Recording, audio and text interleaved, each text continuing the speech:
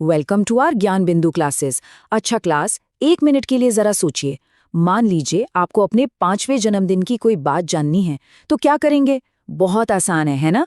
आप या तो पुरानी फोटो एल्बम निकालेंगे या फिर अपने मम्मी पापा से पूछ लेंगे।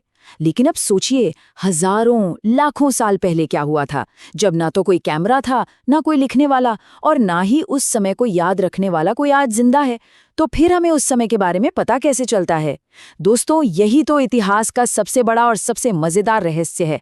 और आज की क्लास में हम सब मिलकर जासूस बनेंगे और इसी रहस्य की एक एक परत को खोलेंगे। तो सब तैयार हैं?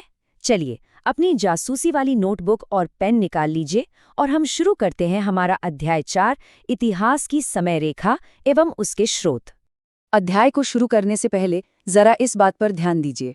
E.H. कार, जो एक बहुत बड़े इतिहासकार थे, उन्होंने कहा था कि इतिहास जो है वो अतीत और वर्तमान के बीच कभी न खत्म होने वाली एक बातचीत है।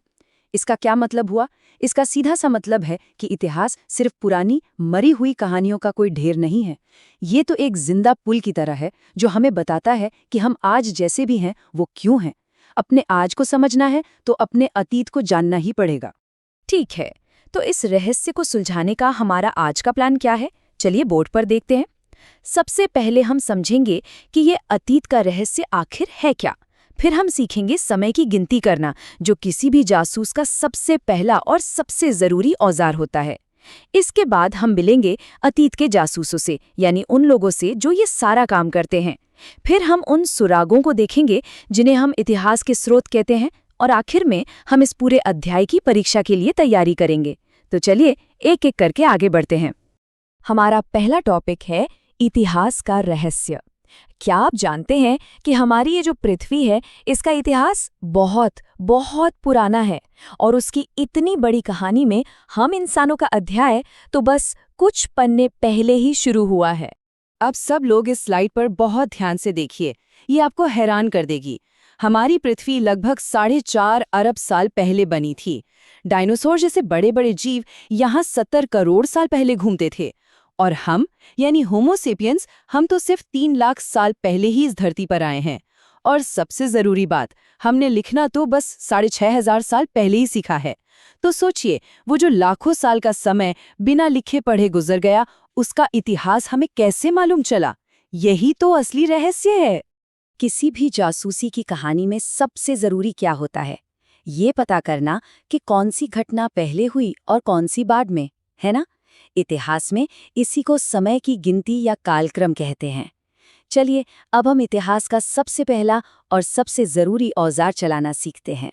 आज हम सब अपने घरों में जो कैलेंडर इस्तेमाल करते हैं, जनवरी, फरवरी 2024, इसे ग्रेगोरियन कैलेंडर कहते हैं। इसे पूरी दुनिया ने मान लिया है ताकि समय की गिनती में कोई गड़बड़ ना हो। इस कैलेंडर ने समय को 2 हिस्सों में बांटने के लिए एक सेंटर पॉइंट, एक शुरुआती बिंदु माना है, और वो है ईसा मसीह का जन्म। अब यहाँ पर सब लोग बहुत ज्यादा ध्यान देंगे क्योंकि ये परीक्षा के लिए बहुत जरूरी है। ईसा मसीह के जन्म के बाद के समय को हम कहते हैं कॉमन एरा या सासा।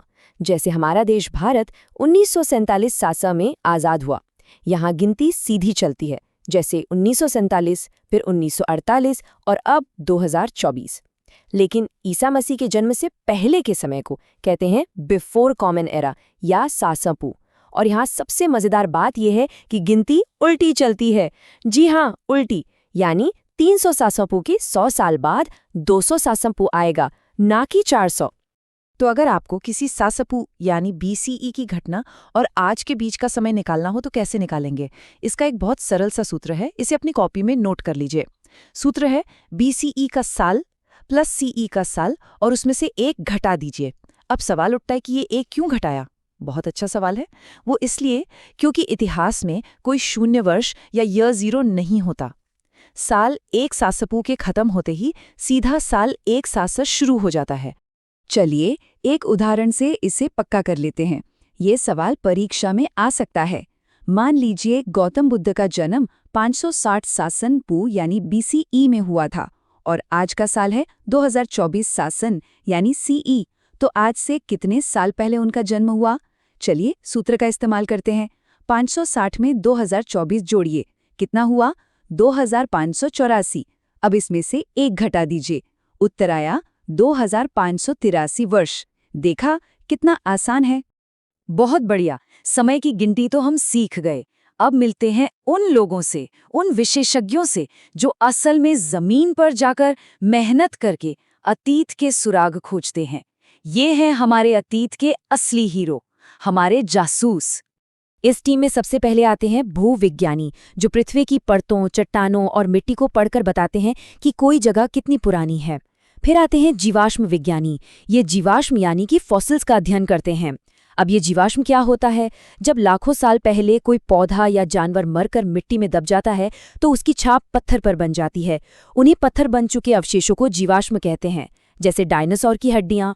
इस टीम में आगे हैं मानव विज्ञानी, जो ये पता लगाते हैं कि प्राचीन मानव समाज कैसे रहता था, क्या खाता पीता था, उनके रीति रिवाज क्या थे। और फिर आते हैं हमारे सबसे महत्वपूर्ण जासूस, पुरातत्वविद यानी आर्कियोलॉजिस्ट्स। ये वो विशेषज्ञ हैं जो पुरानी जगहों पर बहुत सावधानी से खुदाई करते हैं और जमीन के नीचे दबे हजारों साल पुराने सबूतों को बाहर निकालते हैं, जैसे पुराने शहर, मिट्टी के बर्तन, औजार और सिक्के। तो हमारे इन जासूसों को जो भी सबूत या सुराग मिलते हैं, इतिहास की भाषा में हम उन्हें कहते हैं इतिहास के स्रोत। ये स्रोत ही वो पजल के टुकड़े हैं जिन्हें जोड़ जोड़कर इतिहास की पूरी तस्वीर बनाई जाती है। और ये सुराग यानी कि स्रोत मुख्य रूप से दो तरह के होते हैं। इसे बोर्ड पर देखिए। पहले हैं पुरातात्विक स्रोत, यानी वो चीजें जो हमें खुदाई में मिलती हैं, जिन्हें हम छू सकते हैं। और दूसरे हैं साहित्यिक स्रोत, यानी लिखी हुई चीजें जिन्हें हम पढ़ सकते हैं।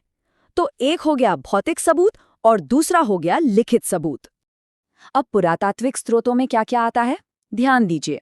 अभिलेख यानी पत्थर या धातु की प्लेट पर लिखे गए लेख, जैसे सम्राट अशोक ने अपने आदेश पत्थरों पर खुदवाए थे।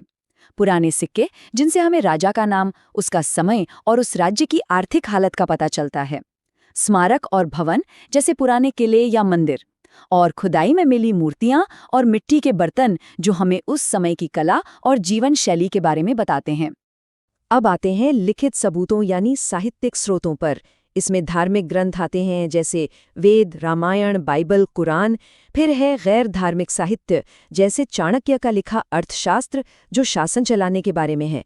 फिर आते हैं विदेशी यात्रियों के लिखे हुए विवरण, जैसे चीनी यात्री ह्वेनसांग ने भारत आकर जो कुछ भी देखा उसे अपनी किताब में लिख दिया। और एक बहुत खास चीज है पांडुलिपि। पांडुलिपि का मतलब है हाथ से लिखी हुई बहुत पुरानी किताबें, जो ताड़ के पत्तों पर या पेड़ की छाल पर लिखी जाती थीं। तो हमारी जासूसी यहाँ तक पूरी हुई। हमने रहस्य को समझा, समय नापना सीखा, जासूसों से मिले और उनके सुरागों को भी जान लिया। अब आता है सबसे जरूरी हिस्सा, ये पक्का करना कि हमें सब कुछ याद है। चलिए परीक्षा की तैयारी करते हैं। चलिए फटाफट पूरे अध्याय को 5 पॉइंट्स में दोहराते हैं। पहला, इतिहास अतीत और वर्तमान को जोड़ता है। दूसरा, समय को BCE और CE में मापते हैं और BCE में गिनती उल्टी चलती है। तीसरा, पुरातत्वविद जैसे जासूस खुदाई करके सबूत खोजते हैं। चौथा, सबूत दो तरह के होते हैं, पुरातात्विक और साहित्यिक। और पांचवा, इतिहासकार इन्हीं स्रोतों को समझकर अतीत की कहानी लिखते हैं। अब सब लोग ये 3 सवाल अपनी कॉपी में लिख लीजिए। ये इस अध्याय के सबसे महत्वपूर्ण प्रश्न हैं। पहला, सा, स, पू और सा, स में अंतर उदाहरण के साथ बताइए। दूसरा, पुरातत्वविद कौन होते हैं और वे इतिहास जानने में हमारी मदद कैसे करते हैं। और तीसरा, साहित्यिक और पुरातात्विक स्रोतों के 2-2 उदाहरण दीजिए। इन प्रश्नों का उत्तर लिखने की प्रैक्टिस जरूर करनी है। और एक बात पर फिर से ध्यान दीजिए, जहां ज्यादातर छात्र गलती करते हैं, वो है समय की गणना में। याद रखिए, कैलेंडर में कोई शून्य वर्ष नहीं होता, इसलिए जब भी BCE और CE की तारीखों के बीच का समय निकालें तो दोनों को जोड़कर 1 घटाना कभी मत भूलिएगा। ये नियम हमेशा याद रखना है। चलिए आज की क्लास को एक बहुत ही मजेदार सवाल के साथ खत्म करते हैं। जरा सोचिए, आज से 1000 साल बाद जब भविष्य के पुरातत्वविद हमारे आज के शहरों की खुदाई करेंगे तो उन्हें जमीन के नीचे से क्या मिलेगा? प्लास्टिक की बोतलें, पुराने स्मार्टफोन। और इन चीजों के आधार पर वे हमारे समाज के बारे में क्या कहानी लिखेंगे? इस पर सोचिएगा जरूर। इस अध्याय को समझने के लिए हमारे साथ जुड़ने के लिए धन्यवाद। अगर ये विश्लेषण आपके काम आया तो इसे लाइक और शेयर जरूर करें और अगले अध्याय के लिए ज्ञान बिंदु क्लासेस को फॉलो करना ना भूलें।